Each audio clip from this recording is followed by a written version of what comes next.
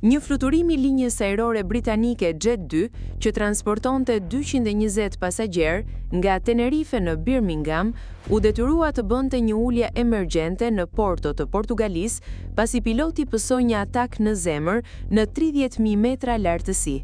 Dëshmitarët përshkruan skena paniku, me asistent fluturimi që vraponin në korridor për të kërkuar ndihmë mjekësore nga pasagjerët dhe aeroplanin që ulej me shpejtësi nën kontrollin e bashkëpilotit. Një pasagjer i tha The Sun: "Unë dhe partneri im ishim në gjumë kur na zgjohu kaosi. Dritat filluan të ndizeshin dhe asistentët e fluturimit ishin dukshëm të shqetësuar, duke kërkuar një mjek. Fëmia ynë 2 vjeçar filloi të qante, ashtu si shumë fëmijë të tjerë në aeroplan, ndërsa aeroplani po ulej me shpejtësi për ulje emergjente. Aeroplani u ul në aeroportin e Portos në orën 2:11 të mëngjesit të premten.